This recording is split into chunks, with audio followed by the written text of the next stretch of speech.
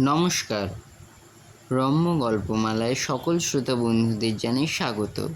আপনাদের সাথে আমি রম্য মাইতি। আজ যে বিশেষ গল্পটি পরিবেশন করতে চলেছি তা নেওয়া হয়েছে আরব্য রজনী থেকে, অর্থাৎ যা পরিচিত আলিফ লায়লা নামে। গল্পটি অনুবাদ করেছেন সব্যসাচী রায়। গল্প পাঠে আমি রম্য মাইতি। আজকের গল্প বাদশাহ শাহরিয়ার ও শাহরজাদের গল্প। পারস্য দেশের সুলতান ছিলেন বাদশাহ শাহরিয়ার। তাঁর রাজত্বে প্রজাদের সুখ শান্তির অভাব ছিল না। দেশও হয়েছে সমৃদ্ধিশালী। যুদ্ধবিদ্যায় বাদশাহ ছিলেন এমনই বিশারদ যে তাঁর নাম শুনেই শত্রুরা ভয়ে কাঁপত। বাদশাহ শাহরিয়ারের এক ভাই ছিল, তাঁর নাম শাহজামান। তিনি ছিলেন সমরখন্দের অন্তর্গত আল আজম নামক অঞ্চলের শাসক। রাজ্য শাসন ও প্রজাপালনে তাঁরও সুখ্যাতি কিছু কম ছিল না। শশন বংশের সুলতান এই দুই ভাইয়ের মধ্যে ছিল গভীর ভালোবাসার সম্পর্ক। একবার এক দুর্ঘটনা ঘটল বাদশাহ শাহজামানের সংসারে। তাঁর রূপবতী গুণবতী স্ত্রীর ব্যবহারে তিনি এমনই অসন্তুষ্ট আর ক্রুদ্ধ হলেন যে তাঁকে তরোয়ালের এক আঘাতে টুকরো করে ফেললেন। মনের অশান্তি তাঁর তাতেও শান্ত হলো না। দিনরাত গুম হয়ে থাকেন। রাজকার্যেও আগের মতো মন বসাতে পারেন না। বাদশাহর এই অবস্থা দেখে উজির নাজির পাত্রমিত্র সকলেই চিন্তিত হলেন, কিন্তু বাদশাহর চিন্তার কারণ কেউই জিজ্ঞেস করার সাহস পান না। এমনি যখন অবস্থা, একদিন বাদশাহ শাহরিয়ারের কাছ থেকে দুধ এলো ভাইয়ের কাছে। বাদশাহ জানিয়েছেন ভাইকে দেখার জন্য তাঁর মন খুবই উতলা হয়ে পড়েছে। তিনি যেন অবিলম্বে গিয়ে বাদশাহর সঙ্গে দেখা সাক্ষাৎ করেন। বড় ভাইয়ের ডাক পেয়ে শাহজামান যেন স্বস্তি পেলেন। বড় ভাই হলেও বাদশাহর সঙ্গে তাঁর বন্ধুর মতো সম্পর্ক। যে কথা এতদিন কাউকে বলতে পারছেন না, এবারে দাদার কাছে তা বলে হালকা হতে পারবেন। এ কথা ভেবে তাঁর মনের গুমট অনেকটাই দূর হলো। তিনি একদিন রাজ্যের ভার প্রবীণ উজিরের ওপর দিয়ে লোক লস্কর নিয়ে দাদার সঙ্গে দেখা করতে এলেন। অনেক দিন পর স্নেহের ছোট ভাইকে কাছে পেয়ে শাহরিয়ার তাকে বুকে জড়িয়ে ধরলেন। সেদিন রাতের খাওয়া দাওয়ার পাট চুকলো খুব আনন্দের মধ্যে। পরে দুই ভাই বসেছে খোশ গল্প করতে। সেই সময় শাহজামান তার দুঃখের কাহিনী শোনালেন দাদাকে। সব কথা শুনে শাহরিয়ার খুবই দুঃখ পেলেন। নানা কথা বলে ভাইকে সান্ত্বনা দিতে লাগলেন। পরে বললেন, তুমি স্ত্রীকে উপযুক্ত সাজাই দিয়েছ। যে স্ত্রী স্বামীর সম্মান নষ্ট করে তার থাকা না থাকা দুই সমান। ভাগ্যের এমনই ফের যে পরদিনই বাদশাহর প্রাসাদে এক অঘটন ঘটে বসল। বেগম সাহেব বাদশাহর সঙ্গে খুব খারাপ ব্যবহার করলেন। অপমানে দুঃখে বাদশাহর রাগ সপ্তমে উঠল। রাগে অন্ধ হয়ে তিনি খাপ থেকে তরবারি বার করে তার এক কোপে বেগমকে দু টুকরো করে ফেললেন। এই দুর্ঘটনা শাহরিয়ারের মনকে একেবারে বিগড়ে দিল। তিনি ভাইকে যা বললেন, যা দেখছি মেয়েদের স্বভাবই হলো স্বামীদের অপমান করা। এখন থেকে আমার রাজ্যে আর কোনো মেয়েকে আমি কাজ করতে দেব না। বিয়ের বয়সী সব মেয়েকে আমি কোতল করব। পরদিনই বাদশাহ শাহরিয়ার বৃদ্ধ উজিরকে ডেকে বললেন, আপনি রাজ্যে ঘোষণা করে দিন, আমি প্রত্যেক দিন একজন করে সুন্দরী মেয়েকে বিয়ে করব। বিয়ের পর দিন সকালে তাকে কোতল করা হবে। আমার জন্য বিয়ের কনে জোগাড় করার দায়িত্ব আপনার। যদি ব্যর্থ হন আপনার গর্দান যাবে।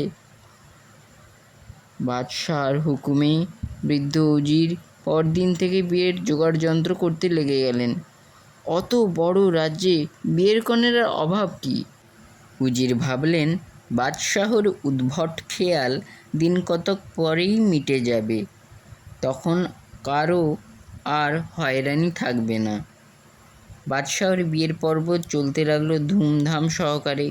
প্রতিদিন সন্ধ্যায় তিনি একজন করে মেয়েকে বিয়ে করেন। রাত শেষ হবার আগেই দেখা যায় জল্লাদ বধ্যভূমিতে নিয়ে গিয়ে কনেকে কতল করে। এমনি করেই দিন কাটতে থাকে। বাদশাহর বিয়ের নিয়মের কোনো পরিবর্তন হয় না। এ নিয়ে রাজ্য জুড়ে দেখা দিল আতঙ্ক। প্রজারা বলাবলি করতে লাগলো, বাদশাহর কাঁধে সাক্ষাৎ শয়তান ভর করেছে। যাদের ঘরে বিয়ের বয়সী মেয়ে রয়েছে তারা দেশ ছেড়ে পালাতে লাগলো। এমনি আতঙ্ক আর দুঃস্বপ্নের মধ্যে কাটলো 3টি বছর। এই 3 বছরে উজির প্রতিদিনই বাদশাহর বিয়ের কোণে হাজির করেছেন, কিন্তু একদিন পড়লেন সমস্যায়। সারা রাজ্য ঢুঁড়েও বিয়ের বয়সী কোণে পাওয়া গেল না। উজিরের মাথায় তো বাজ ভেঙে পড়ল। সন্ধ্যায় বিয়ের আসরে কোনো উপস্থিত না করতে পারলে বাদশাহ নির্ঘাত কতল করবেন। দুশ্চিন্তা দুর্ভাবনায় উজির তাঁর ঘরে কেবলই ছটপট করতে লাগলেন। উজিরের ছিল পরমা সুন্দরী 2টি মেয়ে। দুজনেরই বিয়ের বয়স হয়েছে, রূপে গুণে দুজনেই সমান। বড় মেয়েটির নাম শাহরজাদ আর ছোট মেয়ের নাম দুনিয়াজাদ। শাহরজাদ খুবই বুদ্ধিমতী। উজিরের অবস্থা দেখে সে বুঝতে পারল বাবা নিশ্চয়ই গুরুতর সমস্যায় পড়েছে। সে উজিরের কাছে গিয়ে তার দুর্ভাবনার কথা জানতে চাইল। উজির সব কথা মেয়েকে খুলে বললেন।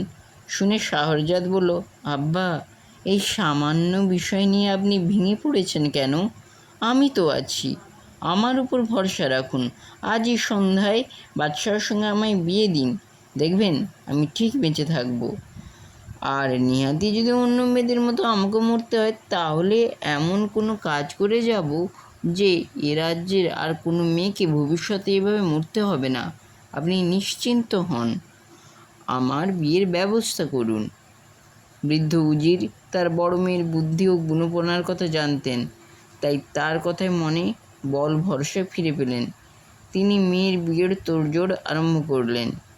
এদিকে শাহরজাদ তার ছোট বোন দুনিয়াজাদকে বলল, বহিন, এক রাতের জন্য আমি বাদশাহর বেগম হতে যাচ্ছি।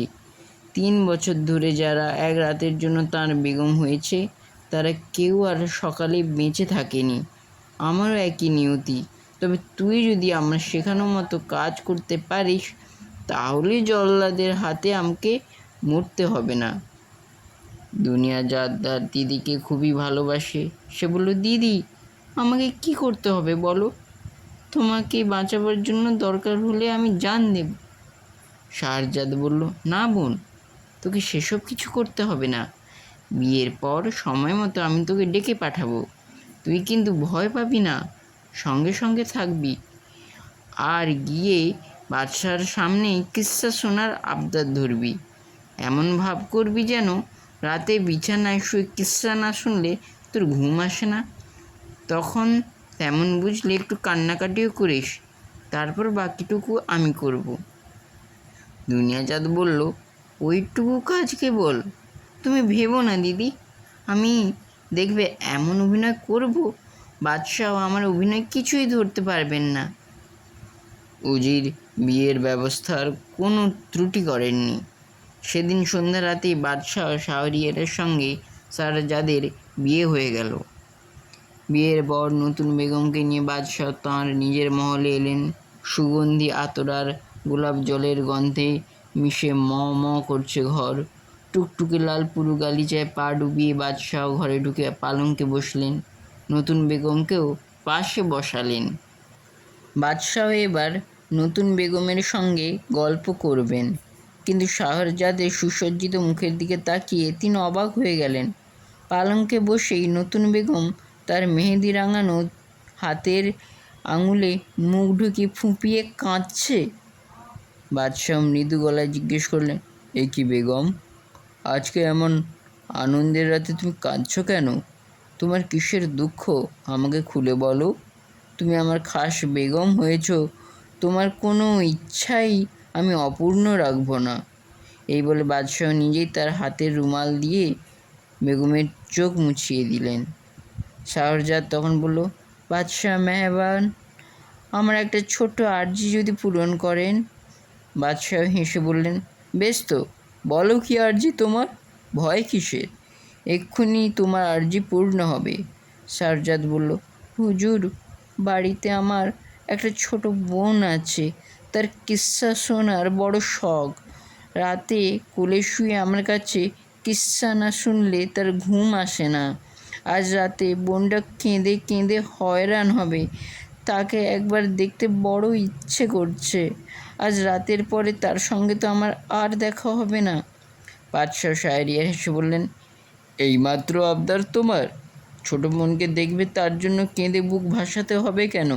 আমি এক্ষুনি তাকে এখানে আনবার ব্যবস্থা করছি। বাদশাহর হুকুমে বেগম মহলের দুজন বাঁধি গিয়ে দুনিয়াজাদকে খাস মহলে নিয়ে এলো।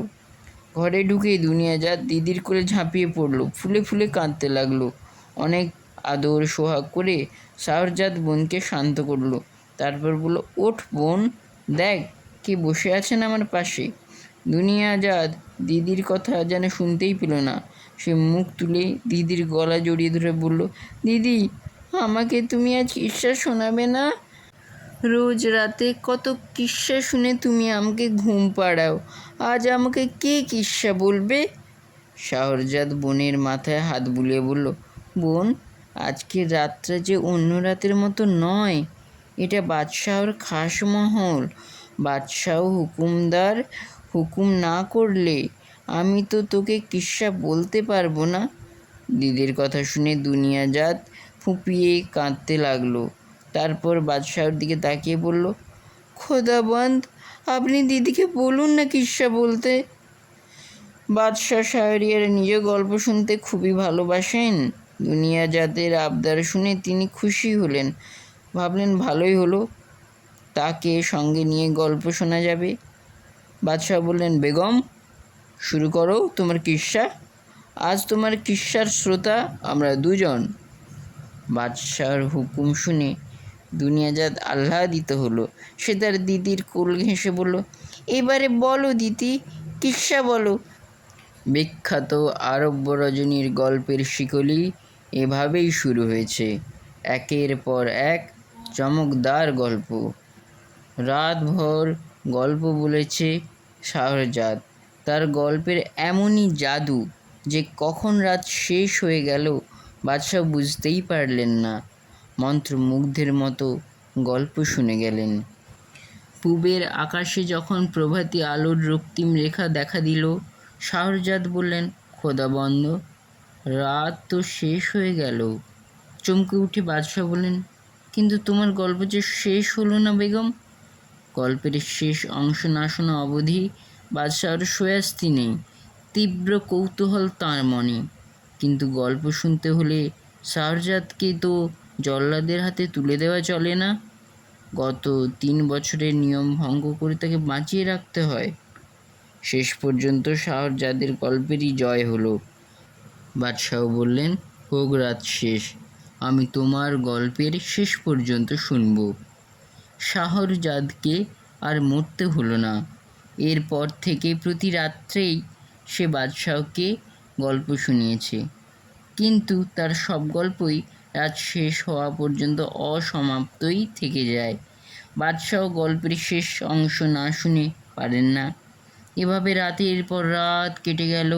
তারপর শাহজাদের গল্প একদিন শেষ হলো, 1001 রাতের পর। ততদিনে গল্প শুনে শুনে বাদশাহর মন আর আগের মতো নেই। সব আক্রোশ মুছে গিয়ে তিনি শান্ত হয়েছেন। তিনি বুঝতে পারলেন, শাহজাদ সাধারণ মেয়ে নয়, তার মতো বুদ্ধিমতী, গুণবতী মেয়েই তার বেগম হওয়ার যোগ্য। সেদিন থেকেই শাহজাদ সসম্মানে বাদশাহর হারেমে স্থান পেল। সে হলো তাঁর প্রধান বেগম। সেই ছোট বোনটি দুনিয়াজাদ।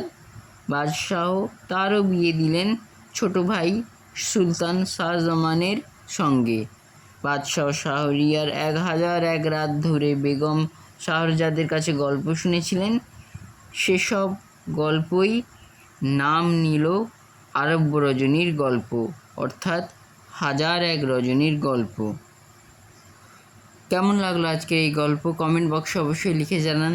পরবর্তীকালে আরও নিত্য নতুন নানা ধরনের লোককথা, রূপকথা এবং ভিন্ন স্বাদের গল্প শুনতে এখনই আমার চ্যানেলটি সাবস্ক্রাইব করে আমার পাশে থাকুন।